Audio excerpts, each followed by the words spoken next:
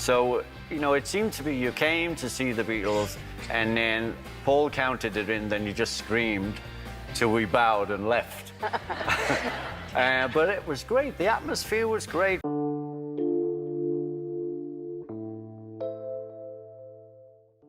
Amidst the clashes and betrayals that eventually led to the Beatles' breakup, one member stood out for his famously easygoing nature, Ringo Starr. Calm and easygoing, Ringo usually avoided confrontation, yet even he couldn't escape the tension that often flared within the group. One person, however, pushed him too far, so far that Ringo openly admitted his hatred. Who got to see the dark side of Ringo? And does he still feel the same way today? Let's uncover the person Ringo despised more than anyone else. The missing piece. When the Beatles asked Ringo Starr to join them in 1962, he arrived with confidence. At his first show, he set up his drum kit with his own name painted boldly on the front. It didn't say, "The Beatles," yet. That small detail showed that Ringo wasn't intimidated at all. In fact, many felt the Beatles needed him more than he needed them. Pete Best, the previous drummer, had energy but was mostly a one-style drummer, and that was holding the band back. Ringo was so good that George Harrison confessed that the first time Ringo played with them on August 18, 1962, everything clicked instantly. The group suddenly felt complete and moved to a higher level. Beatles historian Mark Lewisohn agreed, explaining that Ringo could play many styles, stayed steady, and matched the band's creative ideas perfectly. He was the missing piece. However, not everyone felt the same way. In fact, producer George Martin didn't recognize Ringo's talents right away. When the band recorded their first EMI single, Martin brought in a session drummer. This hurt Ringo deeply and affected his view of the producer for years. He felt rejected. The fact that Ringo also struggled with insecurity didn't help. He was joining a tight group of 3 friends, and early doubts made him wonder if he truly belonged. But everything changed when they returned to Abbey Road, 2 months later, to record Please Please Me. This time, Ringo played live with the band, and the performance burst with energy. Even Martin admitted they had just made a #1 hit. Ringo's drumming across the Beatles' catalog is extraordinary, even if he wasn't flashy like Keith Moon, Ginger Baker, or John Bonham. He gave each song exactly what it needed. No more, no less. His shifts in rhythm on Here Comes the Sun, the heavy toms on Rain, the hypnotic beat of Tomorrow Never Knows, the smooth hi-hat on Come Together, and the drive of Ticket to Ride show his genius. He didn't show off. He didn't need to. As Lewisohn said, the Beatles recorded 215 songs, and not a single one has bad drumming. Ringo was perfect for every moment, but he wasn't always the skilled drummer who made every song perfect. Before we dive into Ringo's most scandalous feuds and the reasons for them, let's explore the challenges that made him bold. A childhood forged through hardship. Ringo Starr, whose government name is Richard Starkey, was born in the working-class Liverpool district of Dingle. He was the only child of Richard Starkey and Elsie Gleave, 2 confectionery workers who loved music, dancing, and the lively swing scene. Before his birth, they enjoyed nights out at local ballrooms, but everything changed once Richie arrived. Elsie became intensely protective and Big Richie, as his father was called, slowly drifted away from the family, choosing long drinking sessions over domestic life. By 1944, the family moved to Admiral Grove to cut living costs. Within a year, his parents separated and divorced. Ringo later said that he had no real memories of his father, who rarely visited. Elsie struggled to survive on the small support payments, working multiple jobs before finally becoming a barmaid, a role she held for over a decade. Life soon became even harder.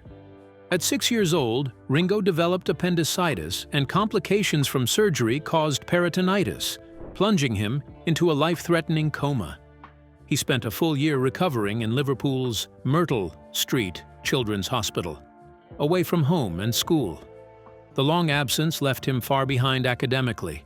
At 8, he could barely read or do basic maths, and he often skipped school out of frustration.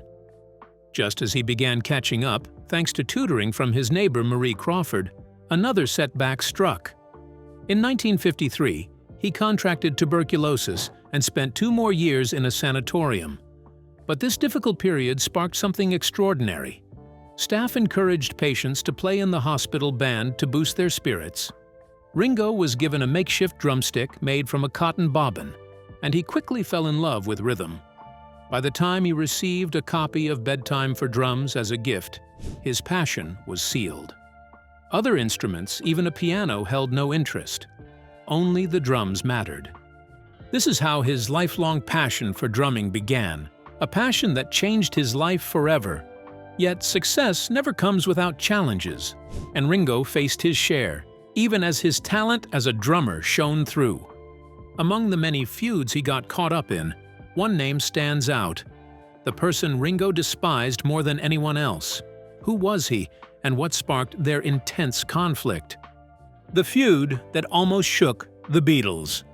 In 1962, the Beatles finally got the chance to work with George Martin, a brilliant and highly respected music producer at EMI. At that time, he had no idea that the young Liverpool band sitting before him would become history's biggest musical phenomenon. Still, Martin's first impression wasn't overly enthusiastic, and what bothered him most wasn't their songs, their image, or even their accents. It was their drummer. Before Ringo Starr entered the picture, the Beatles' drummer was Pete Best. Martin didn't think Pete had the skill or consistency needed for professional studio recordings. Hoping to prepare for the worst, he booked session drummer Andy White in advance, just in case the band couldn't find someone more capable. To Martin, this was a simple, practical choice. But for the Beatles, the drummer's chair was deeply personal. When the band later fired Pete Best, they invited Ringo Starr, already well known across Liverpool, to join. Ringo was energetic, expressive, and a perfect fit for their chemistry. Naturally, the group wanted him on their first EMI single, Love Me Do. But George Martin wasn't convinced. During the session, after hearing Ringo play, Martin decided he wasn't ready for the recording. He told Ringo to sit out, while Andy White, the session drummer he had hired earlier, played instead. Ringo was left to shake a tambourine. For a performer excited to prove himself in a new band, the decision hit like a punch to the stomach. This moment created a deep wound between Ringo and Martin, one that lingered for years. Ringo later remembered it vividly in the Beatles anthology. "I was devastated that George Martin had his doubts about me," he said. "I came ready to roll and heard, 'We've got a professional drummer.' It was devastating. I hated the bugger for years. I still don't let him off the hook." Being benched, whether in sports or music, is humiliating. For Ringo, joining the Beatles should have been a triumphant new chapter. Instead, he felt like an outsider on his very first day in the studio. While the other Beatles tried to reassure him, the feeling of embarrassment traveled back home to Liverpool, where friends and family were eager to hear about his big recording moment. Paul McCartney later explained that Ringo couldn't even bring himself to talk about the A side of the single because he wasn't on it. McCartney recalled, "I don't think Ringo ever got over that. He had to go back up to Liverpool, and everyone asked, 'How did it go in the smoke?' He'd say, 'B-side's good.' But Ringo couldn't admit to liking the A side, not being on it. It is easy to imagine how painful that must have been. Ringo had just joined a rising band, only to be replaced before he could even prove his worth. For a moment, he may have believed his time with the Beatles would be short-lived.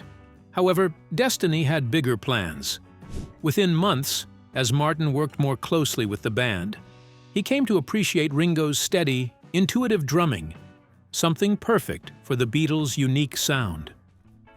When the band returned later to record Please Please Me, Ringo played live with the others, and Martin immediately recognized the difference. Ringo wasn't flashy, but he was solid, stylish, and exactly what the band needed. Over the years, Martin and Ringo eventually repaired their relationship. They went on to create some of the most beloved recordings in music history. Since then, Ringo became more than just the band's professional drummer. He became an intercessor that maintained peace in the group. How did he achieve this? Ringo's calm voice in the Beatles' storm. Ringo Starr was always the quiet bridge holding the Beatles together, especially when tempers grew hot near the end of their career. His peaceful nature wasn't an act. He lived by his peace and love message because he spent years standing between John Lennon, Paul McCartney, and George Harrison as their arguments grew sharper. While he preferred fun energy and good vibes, he wasn't afraid to speak through music when things went too far. And that spirit showed clearly in Back Off Boogaloo. The song came after the lawsuits between the Beatles had already begun, when wounds were still fresh and friendships were strained. Fans once saw the band as inseparable friends. But behind the scenes, the atmosphere had become cold. Instead of making music together, they found themselves throwing harsh words across songs and spending long days in courtrooms. Despite the chaos, Ringo stayed on reasonably good terms with everyone. He had always been the steady rhythm behind their greatest hits, the quiet heartbeat of the group. Usually, if you ended up arguing with him, it meant you were already halfway in the wrong. Perhaps that is why both Lennon and Harrison trusted him to deliver a difficult message to McCartney about the lawsuits. For Ringo, it was meant to be gentle, but McCartney was already overwhelmed and didn't want to hear anything more. As soon as Ringo started speaking, McCartney snapped. He cut him off, shouted at him, pointed in his face, and angrily ordered him out of the house. Later in court, Ringo described feeling stunned and hurt, unable to believe McCartney would turn on him so fiercely. Instead of fighting back, he did what many Beatles did best. He wrote a song. Back Off Boogaloo became Ringo's musical jab at McCartney. It had playful energy, but its message was sharp. He even called McCartney a meathead, a cheeky insult, considering McCartney later became one of the world's most famous vegetarians. Still, even at his angriest, Ringo didn't sound cruel. Unlike Lennon, who once blasted McCartney in How Do You Sleep, his tone felt more like an older brother telling a younger one to relax and think straight. It was frustration, wrapped in gentleness, proving that even his criticism carried warmth. It wasn't the only time Ringo expressed annoyance at his old friend. He once admitted he disliked most of McCartney's Ram album and felt McCartney's music was heading in a strange direction. Those comments showed that even the calmest Beatle had limits. But the beauty of Ringo's temperament is how quickly he healed wounds. The disagreements didn't last long, and peace eventually returned. McCartney later wrote a song for Ringo's successful solo album Ringo, and even sang backing vocals on several tracks. They reunited musically with laughter instead of bitterness. Unfortunately, it all came crumbling down, and the end of the Beatles remains one of music's saddest breakups, full of misunderstandings and emotional bruises. What event led to the end of the band? Turbulence, love, and betrayal inside the Beatles' private lives. The 1970s was a tough time for the Beatles, as they were beginning to crumble under pressure. Their public split shocked the world, but behind closed doors, their private lives were just as tangled. John Lennon had left his wife Cynthia for Yoko Ono. Tensions inside the band were climbing, and Ringo Starr's marriage to Maureen Cox was struggling too. At the same time, George Harrison's marriage to Pattie Boyd was falling apart, and Pattie later revealed that drama inside the band had slowly begun spilling into their homes.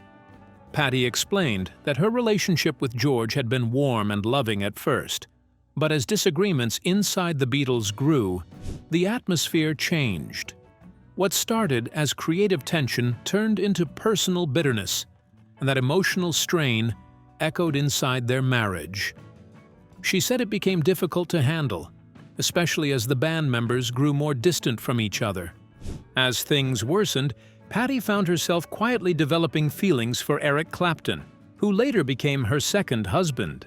She didn't act on those feelings until her marriage officially ended, but the emotional conflict added more pressure to an already failing relationship with George.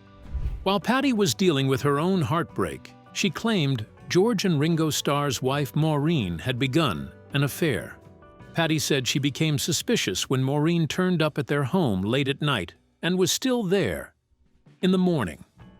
According to accounts from the time, George's interest in Maureen became clear when he openly confessed his feelings during a visit to the Ringo's household. Keith Badman, in his book The Beatles' Diary Volume 2, wrote that George admitted he loved Maureen, which fueled the affair further. When Patty discovered the truth, she told Ringo, and the situation exploded. Reports from the Montreal Gazette in 1983 claimed that Ringo threatened divorce immediately after learning his wife and bandmate were together. Even John Lennon was furious, describing the situation as something close to family betrayal. Around this same period, rumors also surfaced about Patty having an affair with Rolling Stones guitarist Ronnie Wood. The situation reached a strange moment when Wood reportedly told George he intended to sleep with Patty. George's response was cold and bold. He pointed to Wood's own wife's room and hinted that he could do the same. These overlapping relationships added distrust between couples who had once been close friends. By 1974, Patty had left George, and their divorce was finalized in 1977. George went on to marry Olivia Harrison, who remained with him until his death in 2001. Meanwhile, Ringo and Maureen's relationship also collapsed under the weight of betrayal. They divorced in 1975, but despite everything, they reportedly stayed friendly. Maureen later died from leukemia in 1994. Their son, Zach, even donated bone marrow in an attempt to save her, showing the deep bond that still existed within the family. Surprisingly, the friendship between George and Ringo survived the chaos. Despite the affair and the emotional wounds of the past, the two musicians managed to rebuild their bond. Their connection lasted until George's passing, proving that even in the middle of heartbreak, some friendships can heal with time. Speaking of Ringo's son, Zach, Ringo went all out to stand by him during one of the most controversial moments of his life, even in the face of a painful betrayal by his wife. What exactly happened? And what were the circumstances surrounding this explosive incident? A rock and roll storm reignition. The rock world was shaken when Ringo, usually known for his peaceful personality, stepped straight into one of the most dramatic music feuds. The legendary Beatles drummer rarely comments on controversies, but this time, the storm involved someone very close to him, his son, Zach Starkey. Zach, a respected drummer in his own right, found himself at the center of a messy fallout with The Who, and Ringo clearly felt it was time to speak up. Zach had been part of The Who's live lineup for decades, playing countless shows and building his own reputation outside his father's shadow. But earlier this year, everything changed after a performance at a Teenage Cancer Trust concert. Zach suggested the band play one of their rare older hits, a harmless idea in his mind. Yet after the show, he says he was suddenly dismissed. The reason? He had slipped during the performance and dropped a few beats. It was the kind of mistake any musician could make during a long tour, but the reaction was harsh. Not long after, The Who called him back, saying the issue had been a misunderstanding. Zach returned, hoping the drama was over. But just as quickly as he was reinstated, he was removed again. This second dismissal stung even more, especially since it meant Zach would miss the group's planned farewell tour in the U.S. His place was already filled by drummer Scott DeVowers.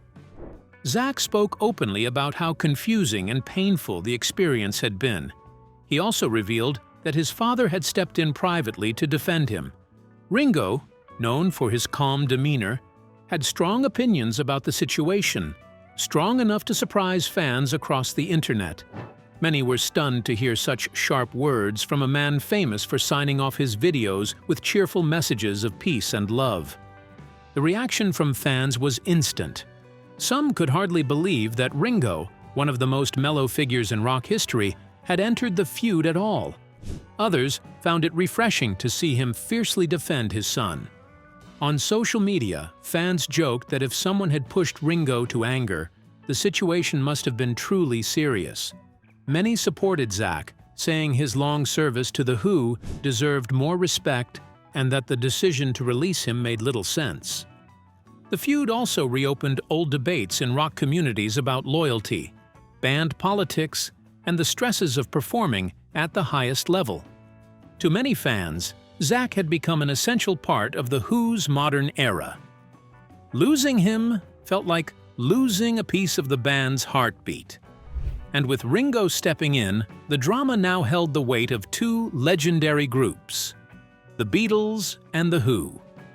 Even as the dust continues to swirl, fans remain fascinated by the unusual moment. Seeing rock icons in their 80s caught in a whirlwind of backstage decisions and emotional loyalties feels like a glimpse into the past, when bands clashed openly and every feud made headlines.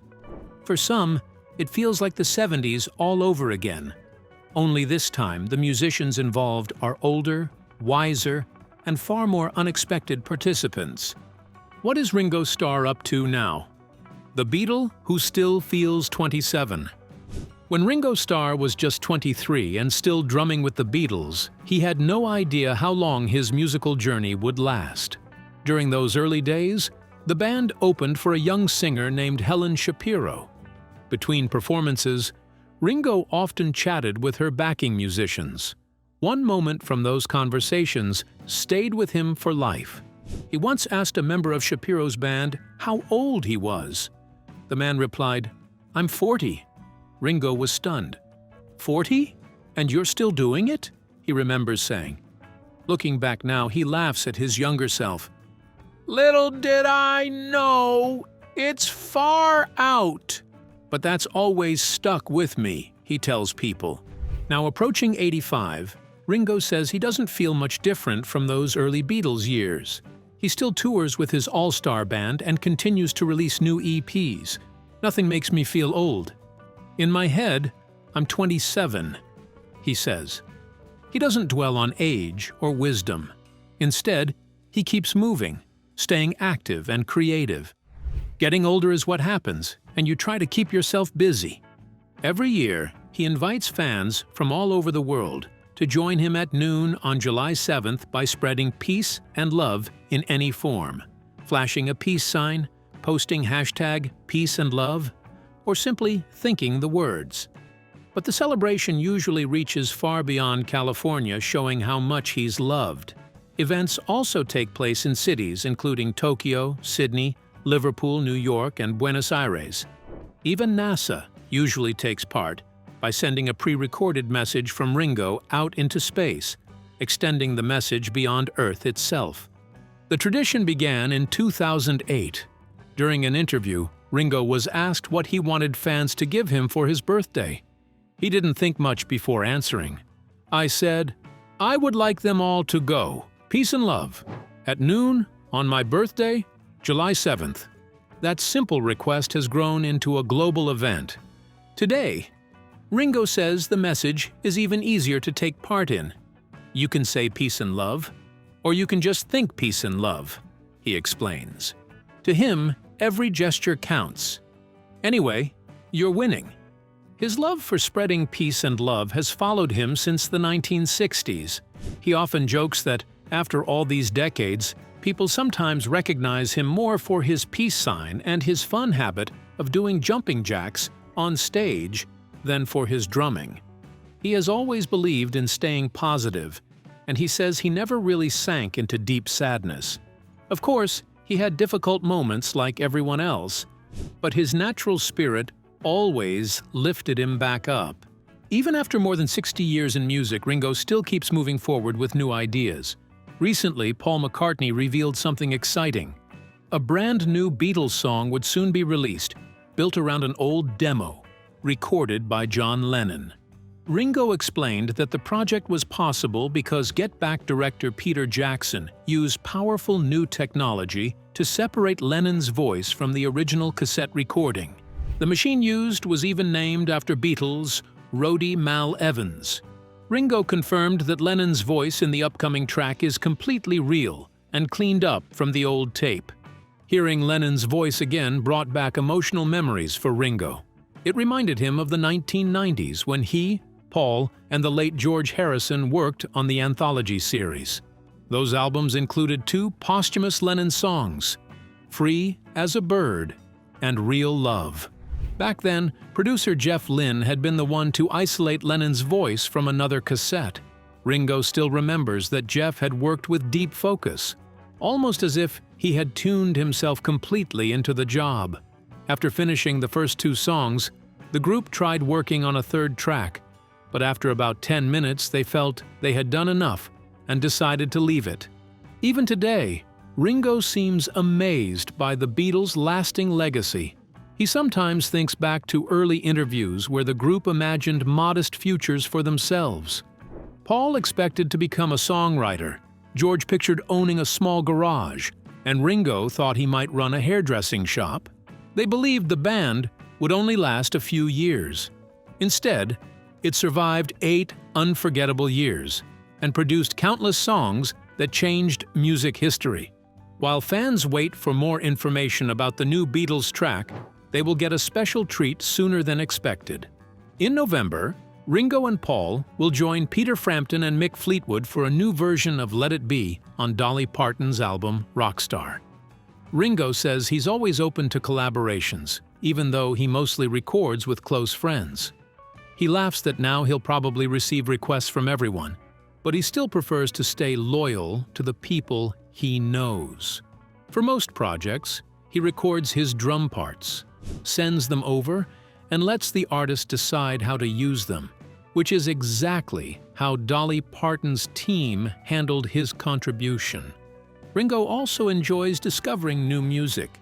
He listens to an LA radio station called 88.5, which introduces him to fresh voices and rising stars. He mentions that the world's biggest stars, like Taylor Swift, amaze him. He remembers meeting her as a little girl at the Grammys and finds it incredible how far she has come. He says the Beatles are lucky because every new generation discovers them in its own way. Their music still sells, gets remastered, and gets released in new collections. For Ringo, that ongoing love proves how blessed the group truly was. For now, he is focusing on the most important thing: staying healthy and focusing on spreading love. What do you make of Ringo Starr's approach to conflict? Could his easygoing nature be one of the key reasons fans continue to adore him today? Share your thoughts with us in the comments section. Remember to like, share, and subscribe for more. Also, click the next video showing on your screen. You will enjoy it.